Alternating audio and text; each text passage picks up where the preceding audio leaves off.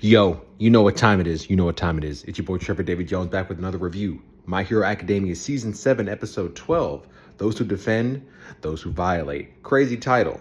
Let's jump right in. All right, so we got Deku flying across the ocean, doing his best Goku impression, trying to rush his way toward the battle. Deku, we need you. Get there. Hurry up.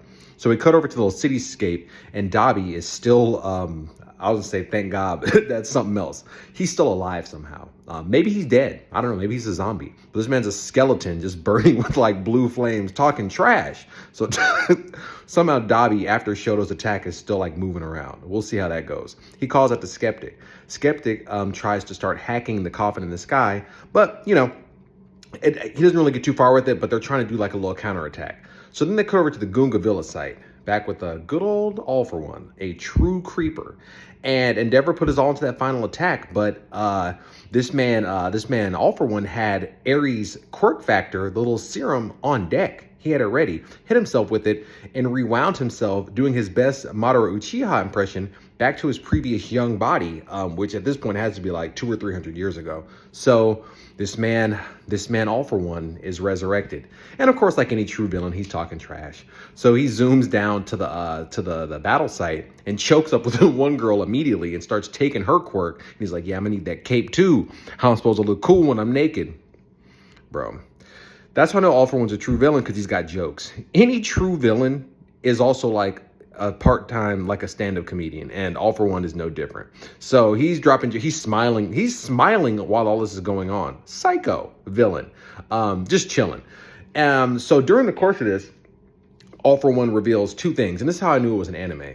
This man, he tells him, he's like, "Yeah, I hit myself with Ares' quirk, so it's going to rewind me, you know, obviously back to my current young form, but eventually it's going to rewind me back to nothing, back to, you know, non-existence. And it's not going to take that long, but it's going to give me just enough time to go, you know, fly over and help out Shigaraki in the coffin in the sky." Even though I love this show, obviously, this is how I know it's an anime, because he literally just revealed his entire plan and its sole weakness to the good guys. Like, it's a great scene, funny scene, but it's an anime. Like, that's how I knew.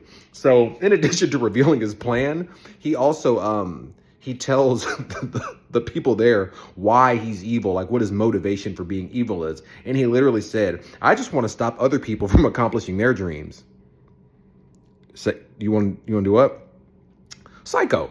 He's a villain. He's a villain, and they cut to the people's faces and they're like horrified while this is going on. But that man is a villain through and through. So they cut back to the main event of this whole episode, whole season really, is the coffin in the sky, and Midako briefly escapes Shigaraki's hold. She bites her cape and like gets the drop on him. But here's the thing. Starting off the coffin in the sky is, okay, this show is filled, it's season 7. The show's about to wrap up somehow. Like, how do we even get to this point? The show's about to wrap up, but it had one of the craziest moments in the entire series. So Bakugo got hit by Shigaraki dead in his chest, in his heart actually, in the previous episode, and killed him. I mean, he didn't like, you know, injure him. He literally killed him. He like destroyed his heart essentially. You know, R.I.P. Bakugo. But Edshot and Best Genius too, they're like, "Nah, it ain't over yet."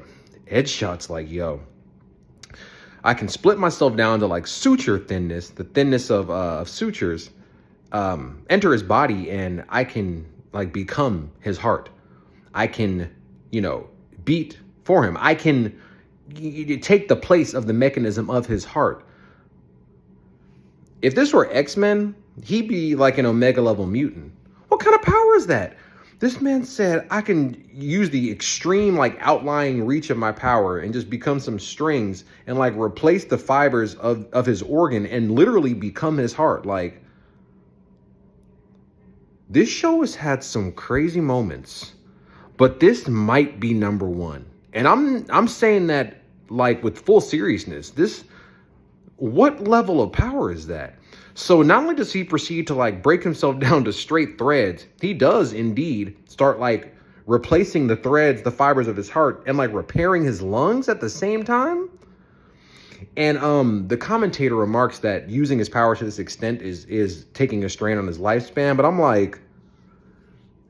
like I said, if this were X-Men, he'd be an Omega level mutant. Like, Okay, so yeah, Ed Shot shows that he's really about that life. And they cut back to Miruko and Shigaraki. So Shigaraki sees them trying to save Bakugo's life, obviously, and this actually makes him mad. It makes him upset. He's like, how are you going to try to fix what I love to destroy, or what I destroyed? We all know Shigaraki loves to destroy. He didn't like that. So in this brief moment of like concentrating on Bakugo, Miruko like bites her cape and she's able to escape Shigaraki's hold briefly and kicks him like dead in the face, just straight kicks him. And, you know, Shigaraki's proven himself, even though I've said it's somewhat of a plot hole, but moving on, he's proven himself to be like somehow as strong as All Might, you know, kind of sort of around there. But after this kick, he stumbles, he hits that step, he staggers. I said, oh man. And Shigaraki to himself was like, did I just stagger? Well, it turns out they didn't say it explicitly, but you know, my theory is that when Bakugo hit him with that final attack, which used like, you know, all of his spiritual energy, it gave Shigaraki a concussion, essentially. I mean, it was a point blank, like high level explosion. I mean, he's strong. Shigaraki is strong, but it's gonna do something, and it did. I think it gave him a little concussion. So he like hits that stagger step. Miruko's like, oh nah, you done messed up now. So she gets a little distance, then charges him and starts like kicking him, starts beating him up. Man starts coughing up blood. We haven't seen Shigaraki really take any sort of damage. Not really. You know, man's coughing up blood like they somehow got him. And I'm going to say this before I move on. I'm going to say this real quick. The animation team, whenever they get a chance to animate Miruko, they use every dollar in their animation budget, bless you, to animate this character. Every cent they have. And I'm not going to go, you know, much deeper than that. That's all I'm going to say on that. But they use every dollar they can to animate this character. So yeah, Miruko starts beating him up, you know, super strong. And the thing about Miruko is, this is a double aside, but I kind of feel like sorry for her as a character because she's like OP. The way he's hitting Shigaraki at this point in the story and like dealing damage to him, like the damage. If she were fighting anybody else, anyone, Miruko would be one-shotting people, like straight one-shotting them. You know what I'm saying? Like, I mean, she already destroyed the High Nomus in the beginning of the season, but like, I mean, on some legitimate type stuff, if she was fighting anyone else, these are like one-hit KOs. Miruko's like actually a low-key OP. LKOP. She's like low-key overpowered. So it's just, you know, a shame that the two fights she was in this season were against High-End Nomu and Shigaraki, because you're like, oh, she's an okay character. She's actually OP. So Shigaraki's getting somewhat beat up, but he goes into his mind back to his childhood, and we see that, you know, he's still stuck there. He's stuck. He thinks back and he's like, oh, I reached my hands out and no one reached back to me. You know, I tried my best. He's still in that moment. So he goes back to this hatred and, you know, fear, and it transforms into a new body with hands coming like over his body, and out of his right arm, it forms the faces of his family. Crazy. So he's really stuck in that moment, you know, X amount of years ago. So his new form has more armor. It's more reminiscent of his original form in the series with the hands all over his body. So he's, like I said, he's still in that moment. They realize like, man, this man might be even stronger now. What are we going to do? So they cut to Lemillion, Medio, one of my favorite characters, who at a rare moment in the series, this man was like dang near having a panic attack. Well, I mean, Shigaraki, obviously, this is like, you might literally be facing your death. You know what I'm saying? Like, it ain't no like normal death. He gonna somehow mess you up. So yeah, but anyways, Midio's still like, he was breaking down. He's like, what am I gonna do? Like, blah, blah, blah.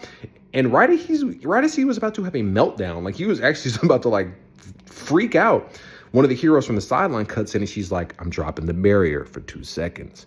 Now, even when that happened, I didn't know why they were doing it, but I knew that there was a reason for it. So that snaps, her cutting in on the comm snaps Mirio out of his like downward descent. And he's like, okay, you know, there's got to be something I can do. He thinks of Night Eye, RIP Night Eye, and doing his best Naruto impression, phases through the ground and appears in front of Shigaraki and hits him with the reverse harem jutsu, the sexy jutsu, and just like shows him his butt.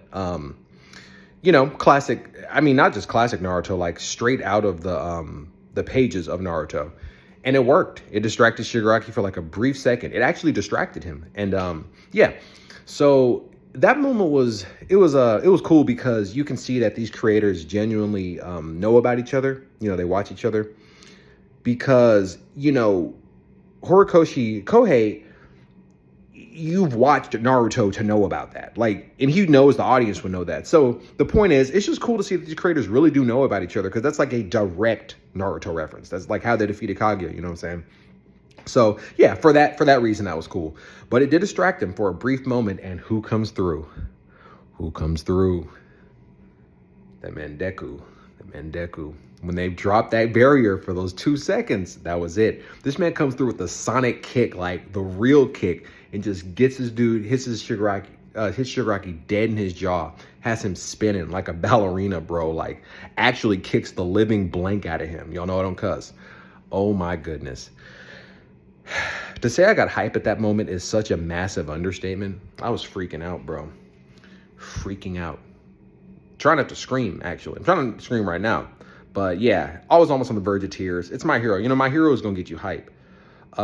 Yeah. And they ended the episode right there on that frame with the onomatopoeia saying smash. So it was just dope. They cut to Deku's face. He was looking like a straight pimp. Sick. It's my hero. Y'all know what I'm about. It's my hero. It's a classic show. It's my hero. Like, it's my hero. Like, what more do I need to say? So my rating for this episode is actually a 20 out of 5. A 20 out of 5. Yeah. It was really that legit. The last scene with Deku, the animation during the fight, you know, the revelation that they actually did somehow harm Shigaraki. It was all cool. It was a great episode. You know, the one takeaway from this episode that, and I also have for most of this season actually, is that there's some filler.